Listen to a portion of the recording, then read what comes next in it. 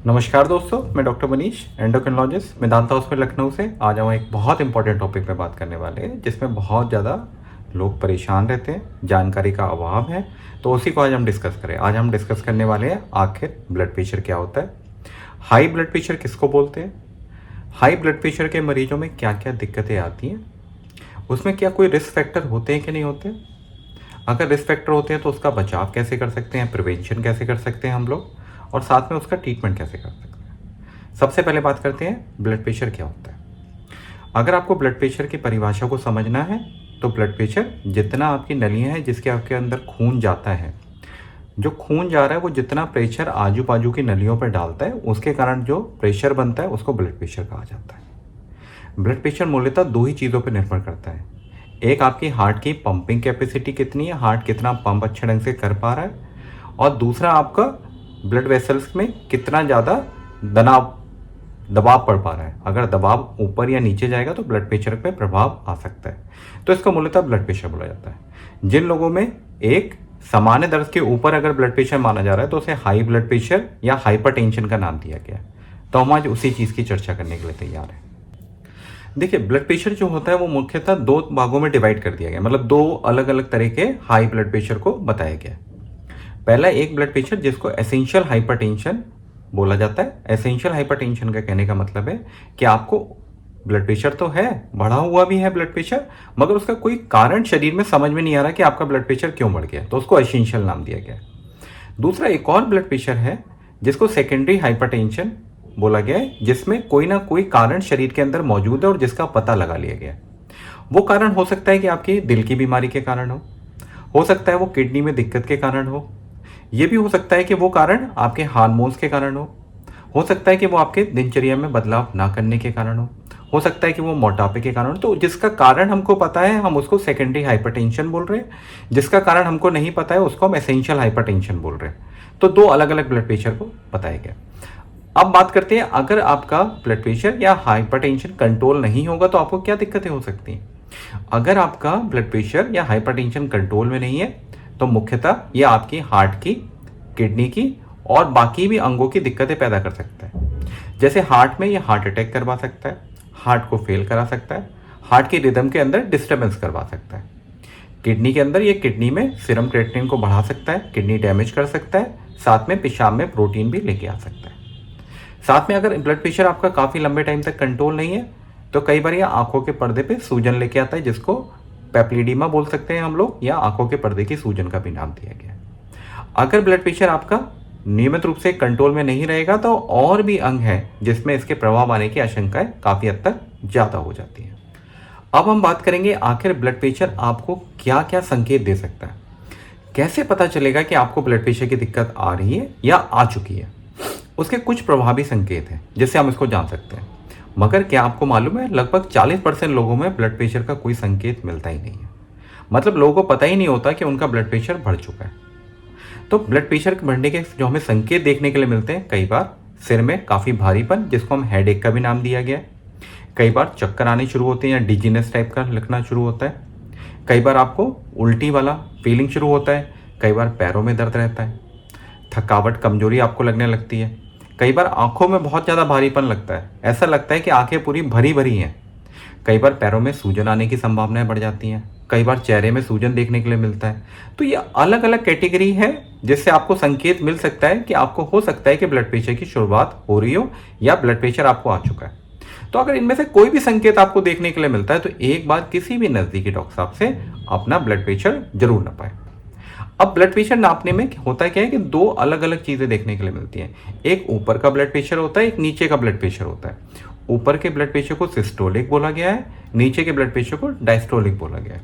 Blood pressure को नापते कैसे हैं घर पे हमने हमारे एक वीडियो में आपको बहुत अच्छे ढंग से समझाया, आप चाहें तो उसको देख सकते हैं।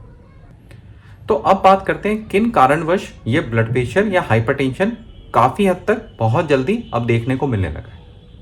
सबसे मुख्य कारण जो हमें देखने के लिए मिलता है वो होता है लैक ऑफ फिजिकल एक्टिविटी, मतलब दिनचर्या में आप रेगुलर व्यायाम या कसरत नहीं कर रहे हैं। अगर आप नियमित रूप से कसरत नहीं करेंगे, नियमित रूप से टहलने या फिर घूमने या किसी और फॉर्म की फिजिकल एक्टिविटी नहीं करेंगे तो ब्लड प्रेशर आने की संभावनाएं काफ़ी हद तक बढ़ जाती हैं। दूसरा, सबसे महत्वपूर्ण कारण स्ट्रेस। अगर आपका स्ट्रेस लेवल बहुत ज़्यादा है, काम के कारण, फैमिली के प्रेशर के कारण या फिर आपके बिजनेस के कारण, तो एक ऐसा फैक्टर देखने को मिला है कि इसमें ब्लड प्रेशर आने की संभावनाएं काफ़ी हद तक बढ़ जाती हैं। तीसरा, अगर आपकी रात की नींद में कोई भी डिस्टर्बेंस चल रहा है, चाहे रात की नींद आपको बहुत लेट आती है, रात की नींद बीच बीच में टूट जाती है, नींद बहुत जल्दी अर्ली मॉर्निंग अवेक हो जाती है, मतलब बहुत जल्दी सुबह नींद खुल जाती है, तो ऐसे पेशेंट जिनको नींद की बहुत ज़्यादा समस्या है, उनमें ब्लड प्रेशर आने की संभावनाएं काफ़ी हद तक बढ़ जाती है। चौथा फैक्टर, खाने पीने में आप ढंग से जो आपको बैलेंस डाइट लेनी है, आप उसका प्रयोग नहीं कर रहे हैं। आप ज़्यादातर फास्ट फूड की तरफ सेवन में आ चुके हैं, जैसे चाउमीन, बर्गर, पिज़्ज़ा, कचौड़ी, समोसे, कोल्ड ड्रिंक, चिप्स, नमकीन, चॉकलेट, आइसक्रीम, इस तरह की डाइट जिसमें फैट का परसेंटेज बहुत ज़्यादा है, कार्बोहाइड्रेट का परसेंटेज बहुत ज़्यादा है, उस केसेस के अंदर क्योंकि अतिरिक्त मोटापा पैदा हो जाता है, तो ब्लड प्रेशर आने की संभावनाएं काफ़ी हद तक बढ़ जाती हैं। तो अगर आपके खाने पीने में बहुत ज़्यादा डिस्टर्बेंस है, तो उसको सुधारने की एक आप कोशिश कर सकते हैं।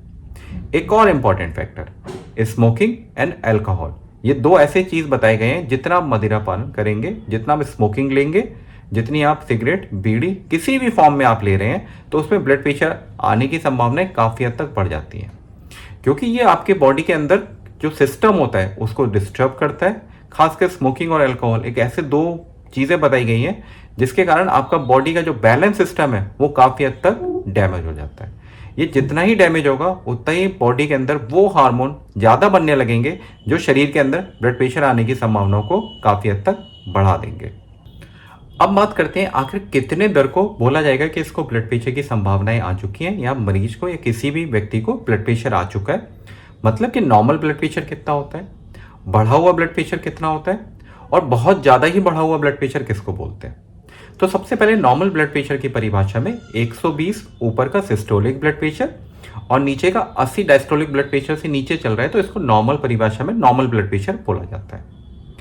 एक होता है एट रिस्क, मतलब जिनमें ब्लड प्रेशर की आने की संभावनाएं अब बढ़ गई हैं, जिसमें आपका ऊपर का ब्लड प्रेशर 120 से 129 के बीच में आने लगा है, तो उसको स्टेज 1 बोला जाता है ब्लड प्रेशर। तो उनमें अब एट रिस्क कैटेगरी है, जिसमें अगर अभी आपने अपनी जीवन शैली में सुधार नहीं किया तो आगे जाके आप ब्लड प्रेशर के मरीज या पेशेंट हो जाएंगे। ब्लड प्रेशर की परिभाषा के अंदर अगर आपका ब्लड प्रेशर 140 सिस्टोलिक या नीचे का ब्लड प्रेशर 90 डायस्टोलिक बढ़ा हुआ है, तो उसको हाइपरटेंशन का दर्जा दिया गया है, वो स्टेज 2 के अंदर आता है। मतलब 140 से नीचे के ब्लड प्रेशर के दर्जे को स्टेज 1 बोला जाएगा, 140 के ऊपर के दर्जे को ब्लड प्रेशर को स्टेज 2 बोला जाएगा। डायस्टोलिक ब्लड प्रेशर में अगर आपका डायस्टोलिक ब्लड प्रेशर नीचे वाला ब्लड प्रेशर अगर आपका 90 के नीचे है मगर 80 के ऊपर है, तो वो स्टेज 1 में कहलाएगा। अगर वो 90 के ऊपर जा रहा है तो वो स्टेज 2 के अंदर आएगा। तीसरा सबसे इंपॉर्टेंट, जिसको हम एक्सीलरेटेड हाइपरटेंशन या हाइपरटेंशन इमरजेंसी का भी नाम दिया जाता है, जिसमें आपका ऊपर का ब्लड प्रेशर कई बार 180 के ऊपर निकल जाता है और नीचे का ब्लड प्रेशर कई बार 120 के ऊपर निकल जाता है। ये कंडीशन इतनी ज़्यादा विचित्र होती है जिसमें काफ़ी हद तक कॉम्प्लिकेशन देखने के लिए मिलते हैं, क्योंकि ये ब्लड प्रेशर कई बार अचानक से आता है। अचानक से आएगा तो कई बार तक शरीर के अंदर अच्छे खासे कॉम्प्लिकेशन दे देता है। कॉम्प्लिकेशन जटिलताएं, जैसे कि अचानक से आपको दिखना बंद हो जाएगा, आपको ऐसा लगेगा कि आपका हार्ट पंप करना बहुत तेजी से शुरू कर चुका है, आपको ऐसा लगेगा कि आपको फालिश का अटैक आ रहा है, आजू बाजू का एक हिस्सा हो सकता है काम ना करे आपका, हो सकता है कि आपको हार्ट अटैक या हार्ट फेलियर की दिक्कतें देखने के लिए मिले, और कई बार इसी में मेमोरी इंपेयरमेंट, मतलब याददाश्त की क्षमता जो होती है आपकी, वो कई बार कई हद तक काफ़ी कम हो जाती है। तो अगर आपको ब्लड प्रेशर शुरुआती दौर में ही देखने के लिए मिल रहा है, तो कोशिश करें कि उसको शुरुआती दौर पे ही कंट्रोल करवाएं। अगर ब्लड प्रेशर समय रहते कंट्रोल रहा, लिमिट के अंदर रहा, कम से कम 130-80 के अंदर वो अगर रहेगा, तो आपके शरीर में कॉम्प्लिकेशन, किसी भी फॉर्म में आने वाली दिक्कतें काफ़ी हद तक कम हो जाएंगी। तो अब बात करते हैं आखिर इस ब्लड प्रेशर का हम मैनेजमेंट कैसे करेंगे, आखिर ब्लड प्रेशर का हम लोग को सुधार कैसे करना है। मतलब हम दोनों चीज़ों पे बात करने वाले हैं, आखिर इसमें बचाव कैसे करना है और उपचार कैसे करना है। सबसे पहले आपका जितना सॉल्ट का इंटेक है, जितना आपका नमक का इंटेक है, उसको आपको काफ़ी हद तक कम करना पड़ेगा, क्योंकि नमक एक ऐसा फैक्टर माना गया है जिसके अंदर सोडियम की मात्रा बहुत ज़्यादा होती है और जिसमें ब्लड प्रेशर भी बढ़ने की संभावनाएं काफ़ी हद तक बढ़ जाती है। तो अगर आपको ब्लड प्रेशर है तो नमक, अचार, पापड़, चटनी से काफ़ी दूर रहे। दूसरा सबसे इंपॉर्टेंट फैक्टर, अगर आपकी लाइफ में स्ट्रेस लेवल बहुत ज़्यादा चल रहा है तो कोशिश करिए वो स्ट्रेस के लेवल को कम करने के लिए। अगर वो अपने आप कर पा रहे हैं तो बहुत अच्छी बात है, नहीं तो आप मेडिटेशन या योगा का सहारा भी ले सकते हैं। ये दो एक ऐसी चीज़ें हैं जो आपके बॉडी के स्ट्रेस लेवल को काफ़ी हद तक कम कर देती हैं। तीसरी महत्वपूर्ण चीज़, अगर आप स्मोकिंग और अल्कोहल की तरफ हैं तो कोशिश करिए जितनी जल्द हो सके उतनी जल्द अल्कोहल स्मोकिंग को तुरंत बंद कर दें। चौथी इंपॉर्टेंट बात, आप अगर फिजिकल एक्टिविटीज नहीं कर रहे हैं तो रेगुलर फिजिकल एक्टिविटीज की तरफ आप शुरू कर दें। फिजिकल एक्टिविटी किसी भी फॉर्म में आप कर सकते हैं, सिर्फ और सिर्फ आपको 25 से 30 मिनट रोजाना का निकालना है। फिजिकल एक्टिविटी आप साइकिलिंग के रूप में कर सकते हैं। फिजिकल एक्टिविटी आप चाहें तो तैरने के लिए जा सकते हैं, आप चाहे तो टेनिस खेल सकते हैं, आप चाहे तो बैडमिंटन खेल सकते हैं। वो आपकी चॉइस पे डिपेंड करता है कि आप कौन सी फिजिकल एक्टिविटी करना चाहते हैं। एक और इंपॉर्टेंट फैक्टर, डाइट में आपको बहुत अच्छे ढंग से सुधार करना पड़ेगा। जो आपकी डाइट है वो एक बैलेंस डाइट होनी चाहिए। बैलेंस डाइट के अंदर कोशिश करिए जितनी फैट का कंटेंट आपका कम रहेगा उतना ही ब्लड प्रेशर का उछाल काफी हद तक कम देखने के लिए मिलेगा। सबसे इंपॉर्टेंट बात, अगर आप ओवरवेट हैं कोशिश करिए अपना बॉडी वेट कम से कम अगले 6 या 8 महीने में 8 से 10% कम करने की कोशिश करिए। अगर आपको और भी कोई दिक्कत है ब्लड प्रेशर के साथ, जैसे कि डायबिटीज या कोलेस्ट्रॉल की दिक्कत, तो उसको भी कंट्रोल करने की कोशिश करिए। क्योंकि कई बार ब्लड प्रेशर और शुगर की बीमारी अगर एक साथ मिल जाए तो ब्लड प्रेशर का उछाल और शुगर की बीमारी में शुगर का उछाल काफी हद तक बढ़ जाता है, देखने के लिए मिलता है। तो दिनचर्या का जितना अच्छे सटीक तरीके से आप पालन करेंगे उतना ही आपका ब्लड प्रेशर या हाइपरटेंशन उतना ही अच्छे ढंग से कंट्रोल रहेगा।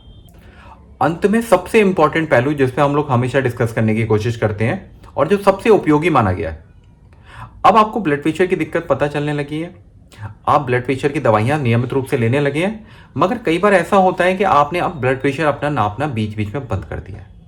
तो जब तक आप अपने घर पे ब्लड प्रेशर या फॉलोअप में नहीं जाएंगे किसी भी डॉक्टर के पास तो आपको पता नहीं चलेगा कि किस समय ये कितना बढ़ता जा रहा है। हो सकता है कि एक ऐसा समय आए कि आप दवाइयों को बदलने की जरूरत पड़ने लगे। हो सकता है कि आपने अपनी जीवन शैली में परिवर्तन करा हो जिसके कारण अब आपका वजन पहले से कम हो गया हो तो सकता है कि ब्लड प्रेशर की दिक्कत अब काफी हद तक कम हो गई हो सकता है कि ब्लड प्रेशर अगर वजन कम हो जाए तो हो सकता है खत्म हो जाएगा, तो ये आपको दोबारा परेशान नहीं करेगा। तो सबसे महत्वपूर्ण बात, ब्लड प्रेशर के पेशेंटों के लिए 4 चीजें, नियमित रूप से अपने डाइट का पालन करना है, नियमित रूप से फिजिकल एक्टिविटी करना है, नियमित रूप से आपको दवाइयां का सेवन करना है, चौथा नियमित रूप से आपको फॉलोअप के लिए किसी भी जिन डॉक्टर साहब से आप इलाज करा रहे हैं उनको पास बार बार आपको जाके उनको दिखाना है। अगर इन 4 चीजों का आप अच्छे ढंग से पालन करेंगे तो आपको ब्लड प्रेशर की होने वाली जटिलताएं या होने वाली दिक्कतें काफी हद तक कम परेशान करेंगे। तो दोस्तों आज के लिए इतना ही। हम आशा करते हैं आपको हमारा ये वीडियो पसंद आएगा। हम अगले वीडियो में आपके साथ दोबारा पेश होंगे, तब तक के लिए बहुत बहुत धन्यवाद।